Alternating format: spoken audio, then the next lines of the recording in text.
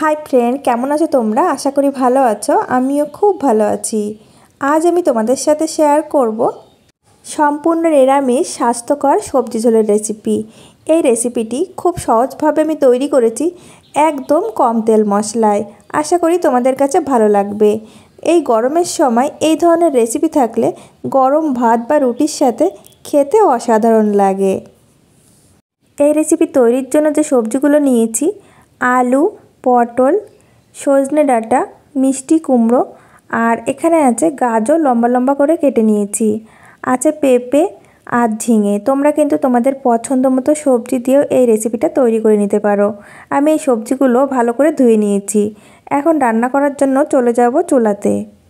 চুলায় একটা কড়াই বসিয়ে তাতে পরিমাণ মতো সরষের তেল দিয়ে ভালো করে গরম করে নিয়েছি। মিডিয়াম ফ্লেমে রেখে এখন দিয়ে দিচ্ছি ডালের বড়ি। আমি এখানে কলাই ডালের বড়ি ইউজ করছি। দিয়ে দিলাম সামান্য পরিমাণে লবণ আর সামান্য পরিমাণে হলুদ গুঁড়ো। আমি কিছুক্ষণ ভেজে নেব। বড়ি আমি ভালো করে ভেজে নিয়েছি। এখন আমি তুলে নিচ্ছি। এই তেলেই রান্নাটা সেরে নেব। এই তেলের মধ্যে দিয়ে দিচ্ছি একটা ছোট সাইজের তেজপাতা আমি ছিঁড়ে নিয়েছি, একটা গোটা শুকনো লঙ্কা, আর দিয়ে দেব কিছুটা পাঁচফোড়ন। পাঁচফোড়নের জায়গায় তোমরা গোটা জিরেও ইউজ করতে পারো, তবে পাঁচফোড়ন দিলেই কিন্তু বেশি ভালো লাগে। কিছুক্ষণ ভেজে নেওয়ার পর এর মধ্যে দিয়ে দিচ্ছি সামান্য পরিমাণে রাঁধুনি। রাঁধুনি দেওয়ার সাথে সাথেই আগে থেকে কেটে রাখা সবজি আমি দিয়ে দেব। দিয়ে দিচ্ছি আলু, পেঁপে, পটল আর গাজর। এই সবজিগুলো সিদ্ধ হতে টাইম লাগে, তাই এই সবজিগুলো আমি আগেই দিয়ে দিলাম। দিয়ে দেব হাফ চা চামচ হলুদ গুঁড়ো আর স্বাদ মতো লবণ। আমি লবণ একবারেই দিয়ে দিচ্ছি। আর 3টি চেরা কাঁচা লঙ্কা। লঙ্কার পরিমাণটা তোমরা তোমাদের টেস্ট মতো দিয়ে দেবে।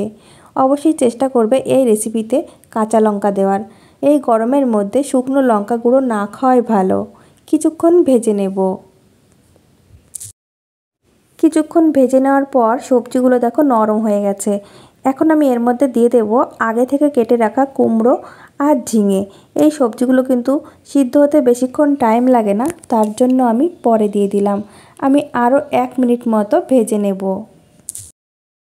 দিয়ে দেব আদা জিরে বাটা।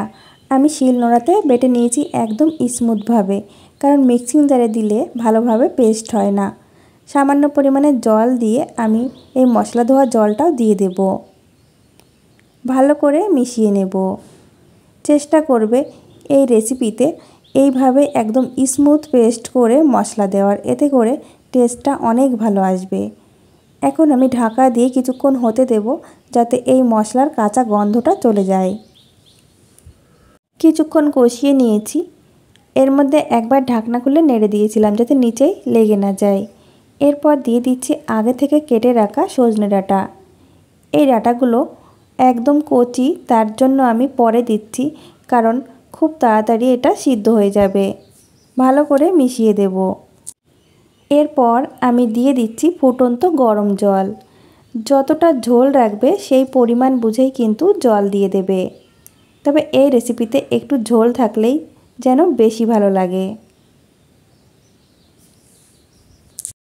দিয়ে দেব আগে থেকে ভেজে রাখা ডালের বড়ি। এরপর আমি মিডিয়াম ফ্লেমে রেখে ঢাকা দিয়ে সব কিছু সিদ্ধ হওয়া পর্যন্ত হতে দেব। কিছুক্ষণ রান্না করে নেওয়ার পর ঢাকনা খুলে নিচ্ছি। দেখো ঝোল অনেকটাই কমে গেছে আর সব কিছু খুব সুন্দরভাবে সিদ্ধ হয়ে গেছে। আলু সিদ্ধ হয়ে গেছে মানে সব কিছুই ভালোভাবে সিদ্ধ হয়েছে। এখন এই রেসিপির টেস্ট আরও একটু বাড়ানোর জন্য আমি দিয়ে দিচ্ছি খুবই সামান্য পরিমাণে চিনি। এই চিনিতে মিষ্টি হবে না, টেস্টের ব্যালেন্সটা ঠিক রাখবে, খেতে বেশ ভালো লাগবে। অবশ্যই চেষ্টা করবে সামান্য পরিমাণে চিনি দেওয়ার। ভালো করে মিশিয়ে দেব। আমার এই রেসিপিটা একদম রেডি হয়ে গেছে। আমি নামিয়ে নেব। একদম সাধারণ একটি রেসিপি, কিন্তু খেতে হবে অসাধারণ। একবার হলেও ট্রাই করে দেখতে পারো। আশা করি তোমাদের কাছে ভালো লাগবে। ভালো লাগলে লাইক, কমেন্ট এবং শেয়ার করে দিও।